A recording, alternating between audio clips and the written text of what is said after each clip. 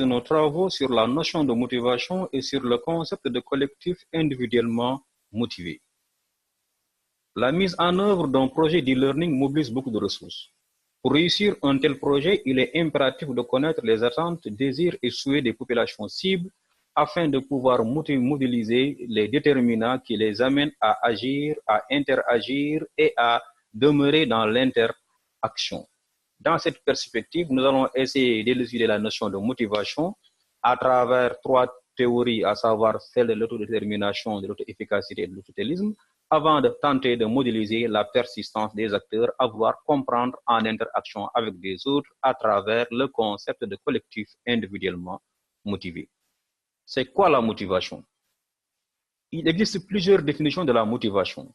Dans notre cas, nous avons choisi celle de Fenouillet, qui stipule que la motivation désigne une hypothétique force intra-individuelle protéiforme qui peut avoir des déterminants internes et ou externes multiples et qui permet d'expliquer la direction, le déclenchement, la persistance et l'intensité du comportement ou de l'action. Allons maintenant voir ce que l'on appelle la théorie de l'autodétermination.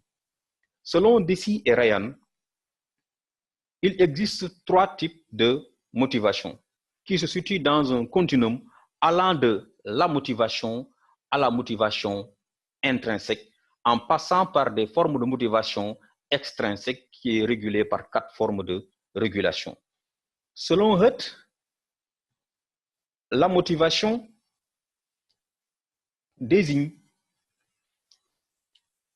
traduit soit l'impossibilité de faire, soit un manque de compétences, soit l'absence de raison d'agir.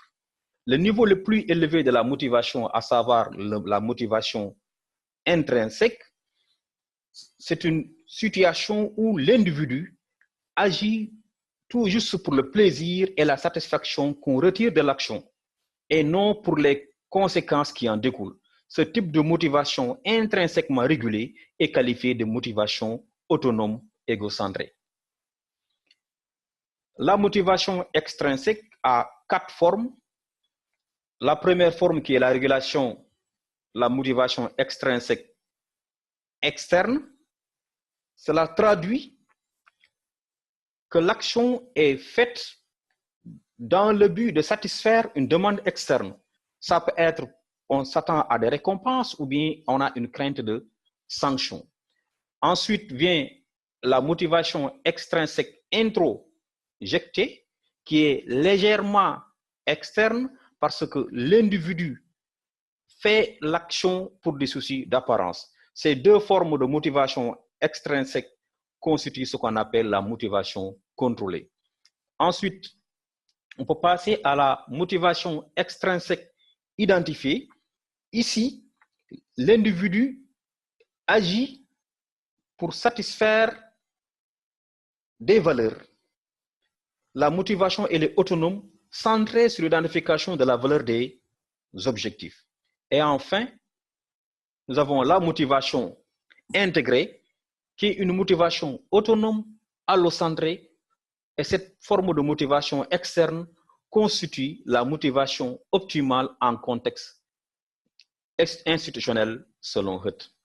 Toujours selon la théorie de l'autodétermination, l'individu tend à satisfaire 3 besoins psychologiques de base, à savoir le besoin d'autodétermination, le fait de se sentir à l'origine ou à la source de ses actions, ce qui ne signifie pas pour autant une certaine indépendance, le besoin de reconnaissance de ses compétences, ce sentiment d'efficacité sur son environnement, mais aussi celui de la prise en charge des événements de la vie, et le besoin de relation à autrui, qui réfère au sentiment d'appartenance et au fait de se sentir valorisé dans sa communauté.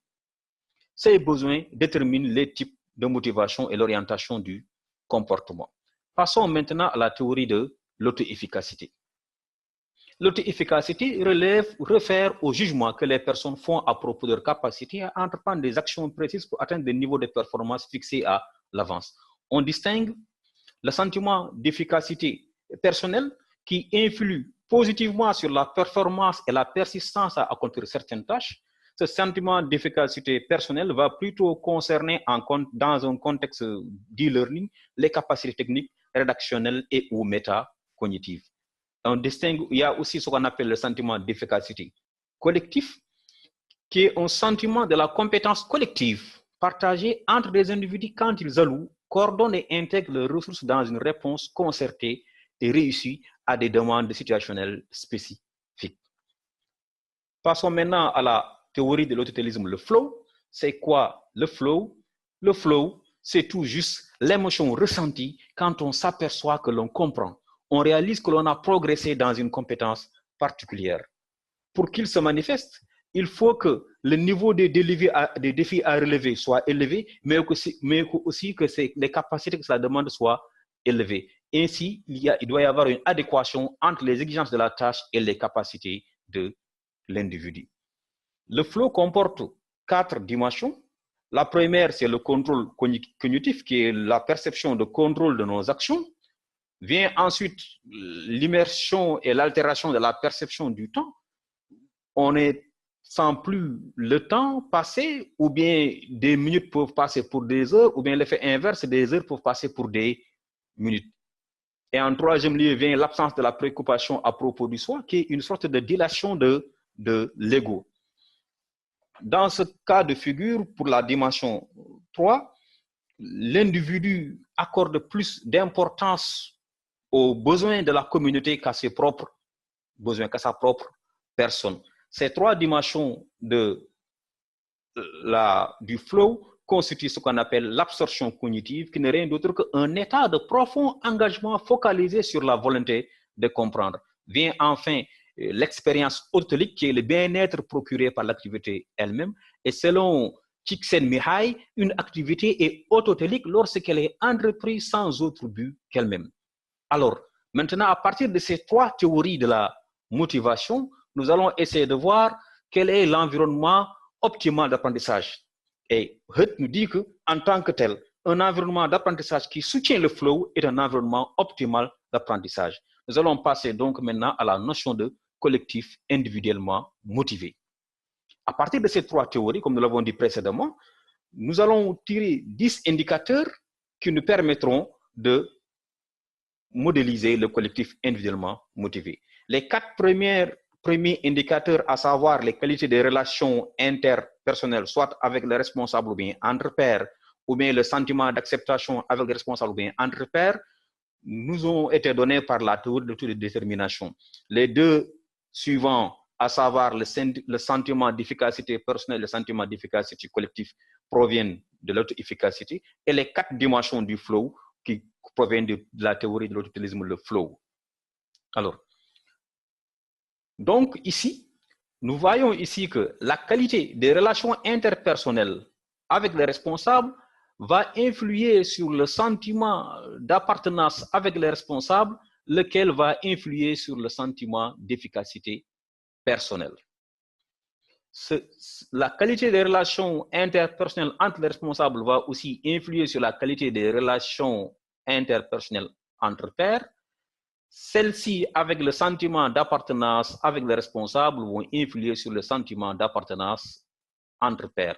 Ce sentiment d'appartenance entre pairs va maintenant, en contrepartie, influer sur le sentiment d'efficacité collective en association avec le sentiment d'efficacité personnelle. L'auto-efficacité, à savoir le sentiment d'efficacité personnelle et le sentiment d'efficacité collective, va influer sur le contrôle cognitif, lequel va influer sur l'immersion et l'altération du temps et sur l'absence de la préoccupation à propos du soi, mais surtout sur le sentiment de bien-être, à savoir l'expérience autotélique. Et en retour, le flow va alimenter la boucle volutionnelle en influant sur le sentiment d'efficacité collective à la condition que le collectif soutienne les besoins psychologiques de base de ses membres.